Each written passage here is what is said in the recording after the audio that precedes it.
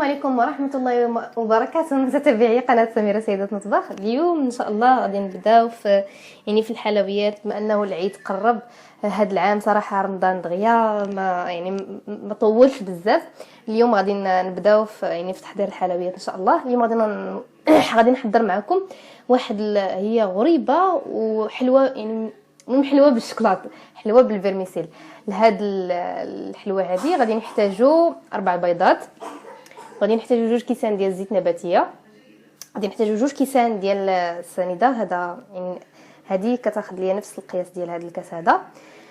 وعندي 2 خمارات، 2 اكياس من بيكنج باودر، عندي 7 المعالق بودره الكاكاو، قرعه ديال المزهر، وعندي الدقيق حسب الخليط. ما عرفتش بالضبط شحال غادي ياخذ ليا من الدقيق. المهم العجينه خاصها تكون شويه رهيفه. انا غادي تشوفوا معايا كيفاش غتكون العجينه ديالها. غادي ناخذ هاد القصعه هذه باش غادي نخلطوا الحلوه ديالنا. بسم الله.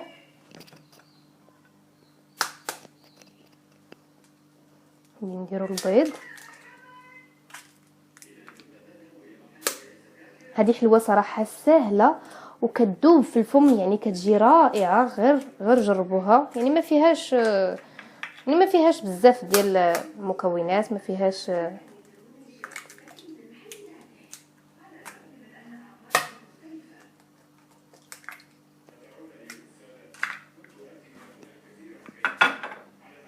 وغادي نضيف عليهم السكر. ممكن ديروا فقط نصف الكميه، ماشي ملتزمين ديروا هاد الكميه كامله، ولكن حسب الاختيار او حسب الرغبه.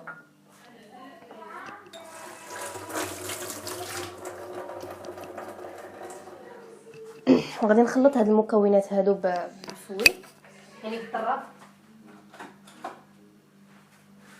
بالطراب اليدوي. بسم الله على بركه الله.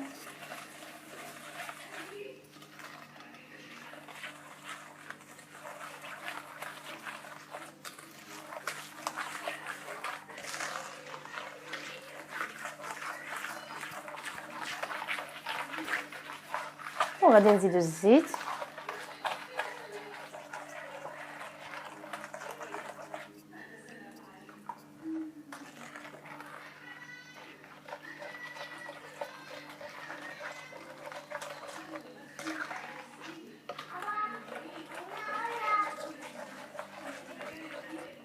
غادي ندير هكا باش يبان لكم هادشي مزيان.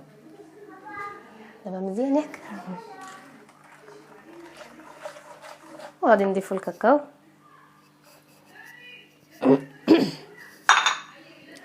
غادي نخلطو غير بشويه.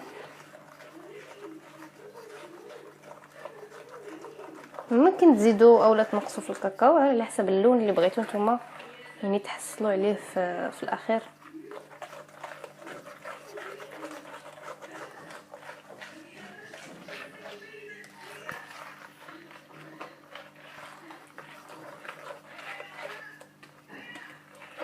غادي نضيف قرعه ديال المزهر.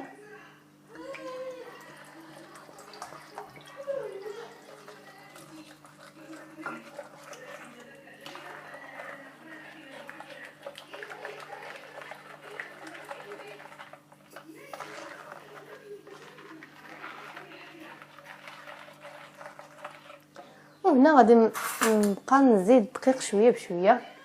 بسم الله. لا عفوا اسمح لي.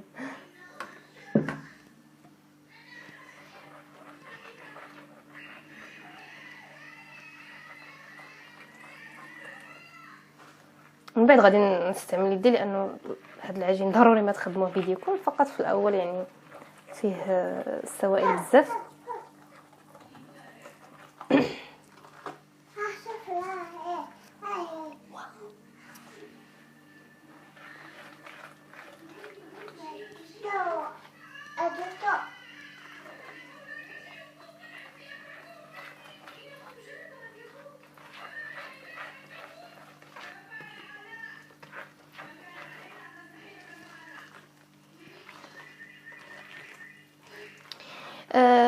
ملاحظه اللي ما كيبغيش مزهر يعني يقدر يستغنى عليه، ولكن في هذه الحلوى بالضبط صراحه كيكون ضروري يعني، حيت كيخليها تكون رطبه بزاف وكيعطيها واحد البنه يعني خاصه، واحد المذاق كيكون رائع جدا.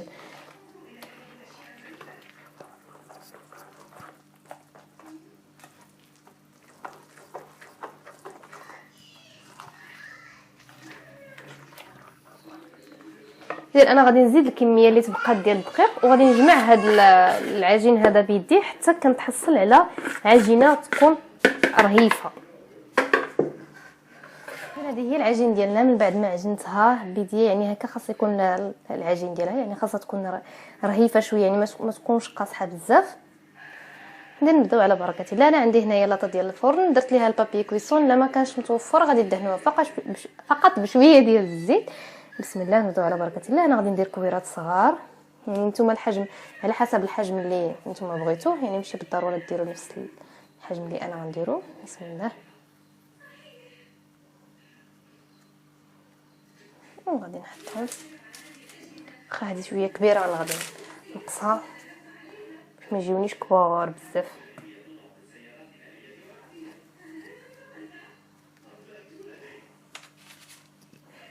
والفران كنكون مسخناه من قبل، يعني على درجه 180 درجه، ولا على حسب الفرن ديالكم، يعني كل واحد يعني كل فران كيختلف من فران اخر على حسب الحراره ديالو.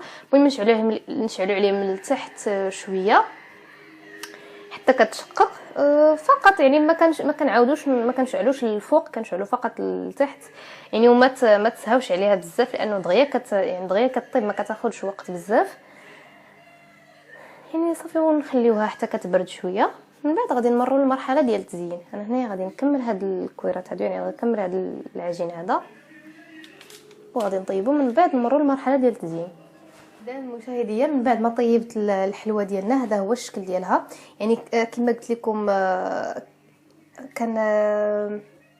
كنشعلوا الفران من التحت حتى حتى كتبدا تنفخ وكتبدا طيب، كنشعلوا عليها الفوق كنشعلوا عليها الفوق شويه غير باش يعني تشد لينا شويه راسها من الفوق. صافي يعني هذا هو الشكل ديالها، كنخليوها حتى كتبرد. اذا للتزيين غادي نحتاج كونفيتور ديال المشمش، مربى المشمش يكون يعني سائل ماشي اللي كناكلوه. وعندي هنا الفيرميسيل يعني كحل. يعني غادي ناخذوا الحلوه ديالنا بهذا الشكل هذا. بسم الله. الا بغيتوا تزينوها كامله بالمشمش ممكن يعني تمرمدوها كامله في سميتو. غادي ندير ليها هكا،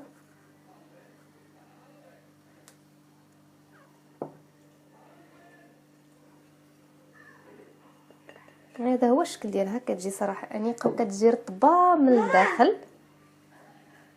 غادي نعاود نزين وحده اخرى.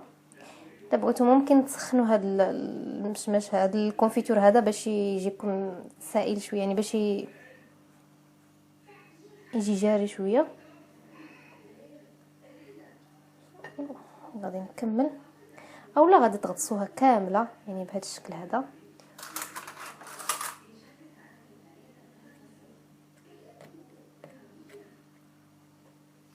كما قلت لكم الافضل تذوبوه شويه يعني باش يجيكم جاري باش تحكموا فيه.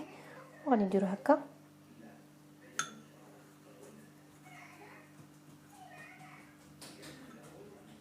انا في بعض الاحيان كنخلط مزهر مع هاد الكونفيتور، ولكن يعني دغيا كترطب، ماشي قضيه كترطب، دغيا كتخسر يعني. الا ما استعملتوهاش يعني في سيمانه اولا في 10 ايام كتلقاوها داك المزهر كيعطيها واحد يعني كتكون فيها شويه ديال الغموليه.